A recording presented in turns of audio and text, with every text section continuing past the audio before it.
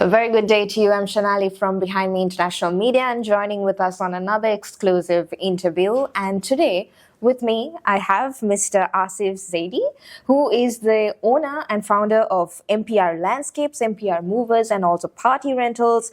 And you are also the president of Open Toronto. I'm pretty sure our viewers still doesn't know what Open Toronto is, but we'll get to it sooner. Thank you so much, sir, for taking the time to join with me today. You're very welcome, Shanali. It's a pleasure to be with you. Okay, so something interesting to me. You're a Pakistani, you're in Canada, doing so many businesses. Tell me a little bit about yourself and all the businesses that you're running. A little bit about myself, very succinctly. By profession, so by qualification, I was geotechnical engineering. I did my master's in geotechnical engineering. Then I joined a bank because got a good offer, and I worked for two international banks, Standard Chartered and Citibank. By formation, I was a corporate and investment banker. So I was a managing director with Citibank for over 20 years. And in the process, I served them as their country manager, regional CEO in a number of places around the world. So that was the background. In terms of MPR, so when I came here, I decided to go into business and not doing any job at all. So I never made a CV or never tried. And initially, I was I started. We started a housing project. So we completed it.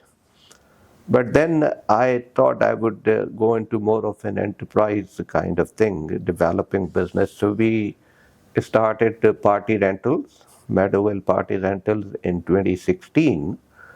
And then after that, I added Meadowville, so MPR Landscapes to it, and then MPR Movers. So those are the three major undertakings, but within landscapes, we do snow removal and everything that has got to do with landscaping.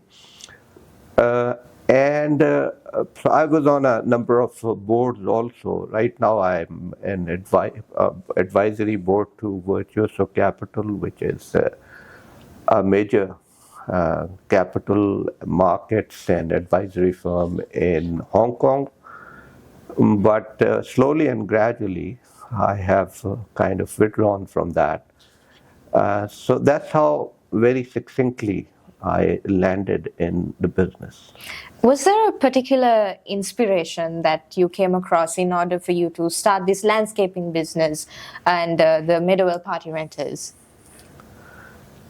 The inspiration was to, the way I came to Canada, because I was now very old and had been an MD for Citibank for 20 years. And I wanted to live with my children because I wasn't bonding with them, and that was important for me. So I left the job and came here because for me, life is a game that is played on the field of time. So how you use your time determines the quality of your life, not the money you make or the possessions you gather. Of course. So it's all about use of time and experiences. Your experiential life takes precedence over your material life.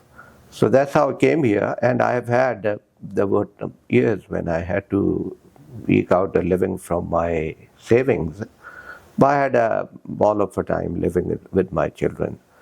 And now coming to this thing, so I wanted to go into business, and I initially thought of being a builder. We did a project.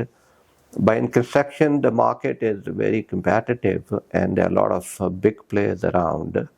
So, and then I kind of started this. So if I say that I had an inspiration to do party rentals or landscape, no, that's not how life functions. It's not that simple. But I had the inspiration to become an entrepreneur.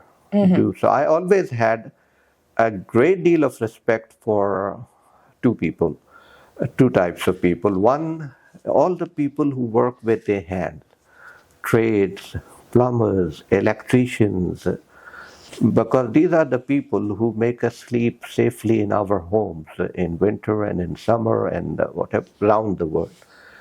And second, entrepreneurs, because as a banker, I was looking at it from the other side, and I was, I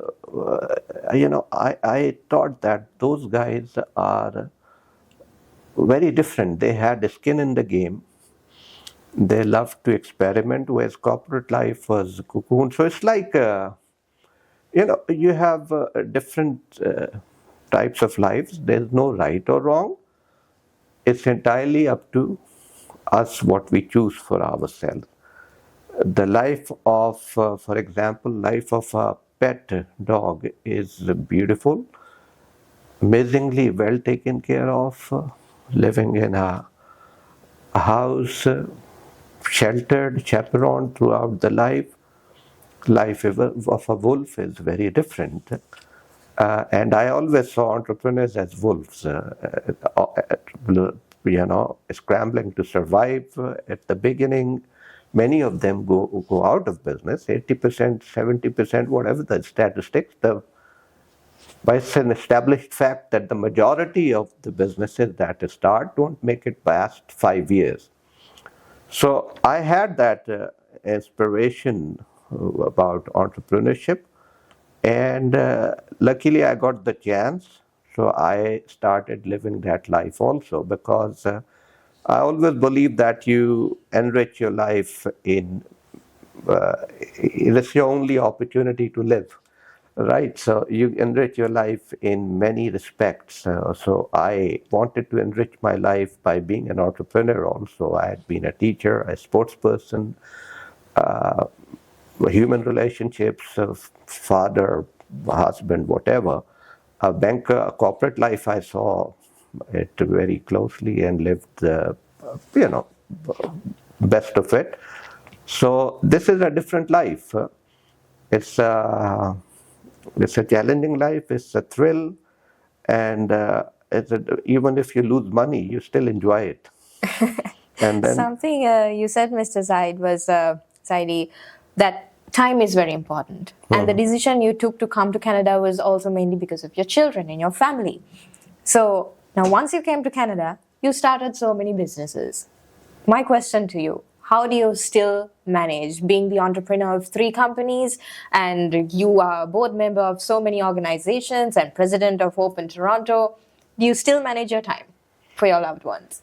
Yeah, I think time is the most important resource. So if we pour as much of consciousness and deliberation as we pour into managing money, relationships, into managing our time, you have enough time for doing whatever you want to do. So these are the things that I do. There are a lot of things that I don't do, because it's when people say I don't have time to do XYZ, I always tell them that then XYZ is not your priority, because you always have time to do what your priority is in most of the cases. And so you have to organize yourself around your priorities and compartmentalize your roles and accord them the time that you give them. So business, for example, is an amazing blend of urgent and important. So if you're doing urgent and not paying attention to important in the long run, you will suffer. Other pursuits, there are rarely any urgency. So you can time them into the fissures and crevices of your life very easily, and you can still give them enough attention. That's amazing. Yes, a lot of people, when they start a business, they lose time with their family and or even friends. They lose friends, they lose their connection with family. It's really difficult. But I'm glad that you have found that balance between work life and personal life as well. So my next question to you, you said when you started business in Canada, it was a struggle for you. As you described the wolf, Yes. they survive, they try to struggle in life. What were the main challenges that you faced back in the day when you started? So when I started business, the biggest challenge I faced was one of mindset.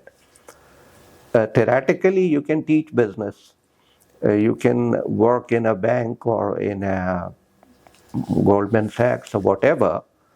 But when you make the transition, so you have people who make transition from Goldman Sachs CEO or whatever to becoming politicians, for example. We have seen that without naming. It takes them several years. It looks easier from outside.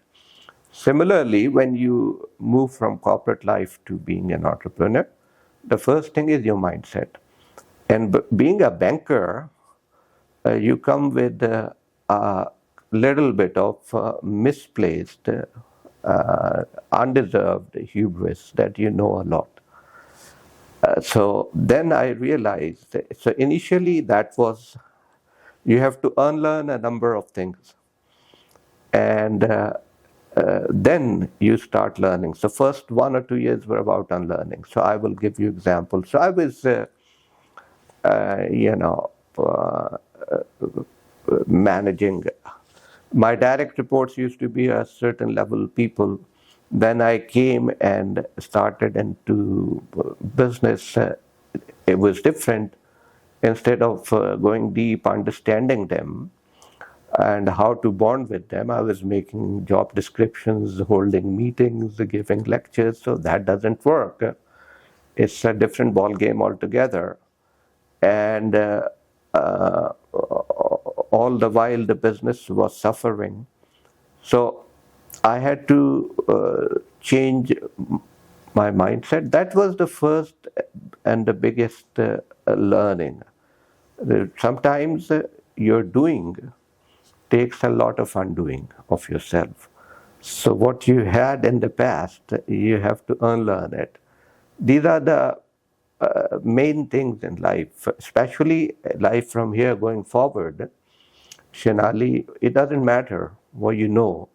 What matters is because whatever you know, you'll not know more than your telephone. So gone are the days who will be the millionaire or whatever. But unlearning is still very important. Because if you want to write a new code or on your mind, on your consciousness, you have to unlearn the lessons. So that was the first part, which was there. And I grew in respect for entrepreneurs, the risks that they take, the challenges that they face, and the, I would say, roller coaster that an entrepreneur goes through.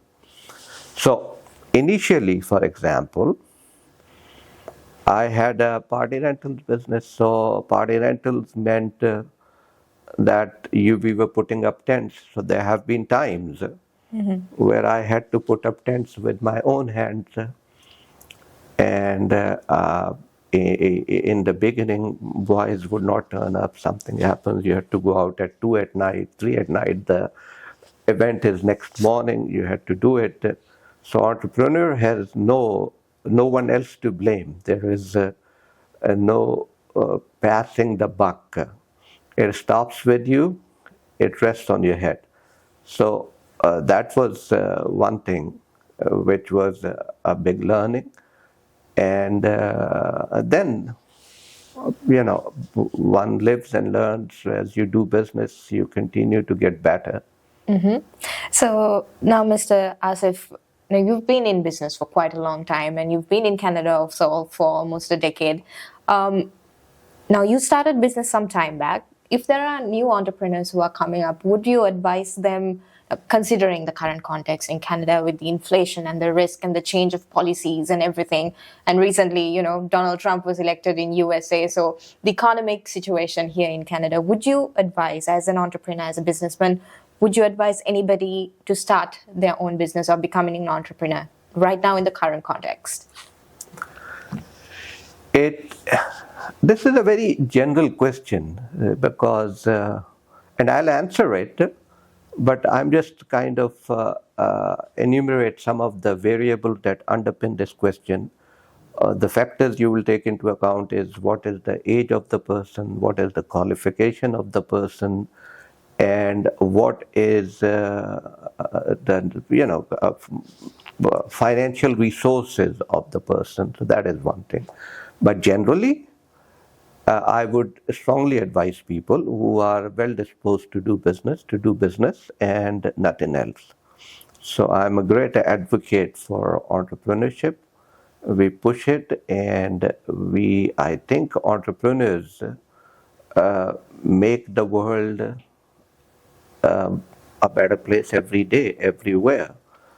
You change cultures. You have this iPhone in your hand. It's like a new genre in art that changes the landscape of the art. So this piece came. You think it's a phone? It became a very elaborate phone. No, it changed the way we interact with technology. It started as an amalgam of an iPad, a phone, and an internet communicator. Now it's everything. And so this is the impact entrepreneurs have. Look at Airbnb. They started with a mattress and an idea, and they have revolutionized the global hospitality. Look at Uber. One idea, one spark somewhere transformed the world. And I can go on citing examples, but these are a few to help you understand the point that how Warby Parker has changed the way eyewear industry works.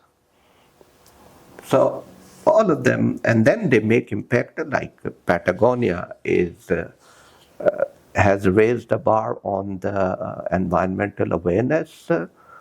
They only use sustainable material. They do a lot of things for environment. So I personally feel that I am a big advocate. Yes, I will advise people to go into business, but again, you don't extrapolate specific from general, even if that specific is as rare as 1%, but still there may be 1, 2, 3, 5% people who are just not suited.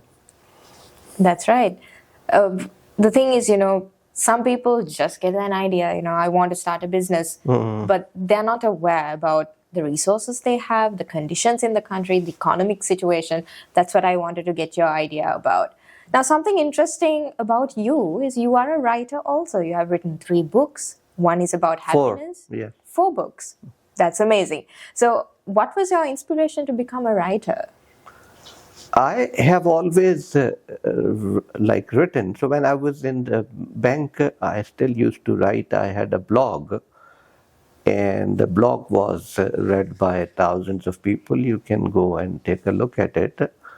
And so I always enjoyed writing, expressing myself and writing. And so when I came here, I kind of thought in terms of so what I wanted was to share my experiences, what I have learned with the world. And 8 years ago, and this is amazing how much world has changed. 8 years ago, world is still, the written word was still very powerful. It is losing its power slowly and gradually, especially because of AI also. There'll come a time when our spoken word will also diminish. But right now, AI can tell you anything that you will research and write so people speak. So basically, I wanted to share. So I wrote a book on selling, which I think is the single most important human skill. Because when the people look at selling, they think that it is about selling a product to someone. No. The biggest sellers are the preachers, the prophets, and the mothers.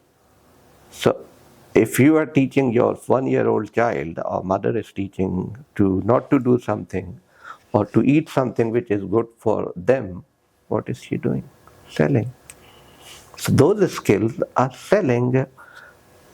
So I wrote that book from a bigger perspective.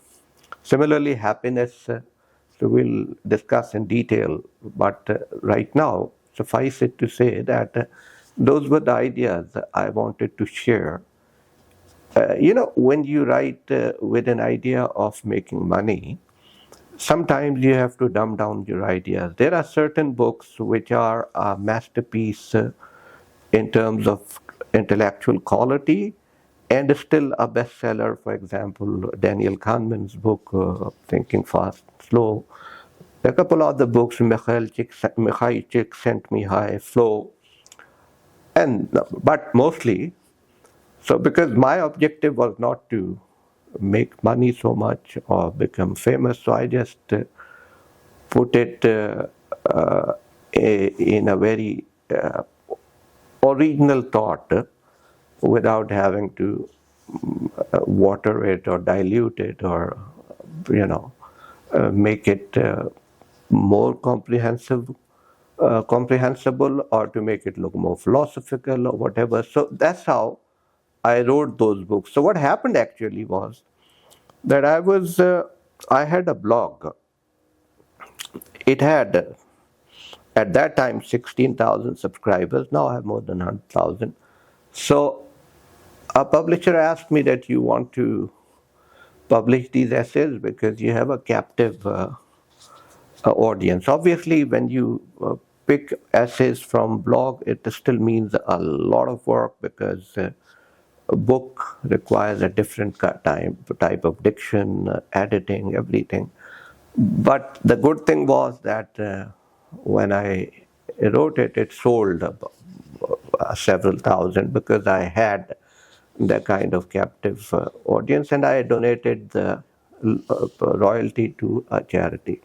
So once I wrote one book, then when ideas come, so now I am more involved, for example, but I have a passion to write a book on how to think because people are taught schools to households what to think, not how to think, and that has been a favorite refrain topic with me.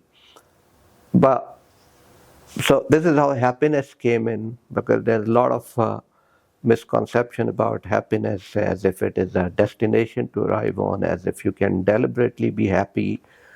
And similarly, selling. So selling is not about duping someone into buying something or convincing. Selling is actually the single most important human skill.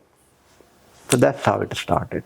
Definitely, Mr. Asif. So I really want to dive deep into your philosophical aspect of life and what your thoughts are into this world, but this is all the time we have for this program. Definitely, we'll have another episode with you to talk about that aspect. And again, thank you so much for You are sharing. very welcome. Thank you. Your It's a pleasure ideas. talking to you. Thank you so much. Thank you. Thank you for watching Behind Me channel, and we have come to an end with our episode on our exclusive interviews. Stay tuned for more updates. Also, drop down in the comments if you want to see more of this, and also like, share, and subscribe. Thank you for watching. Have a great day.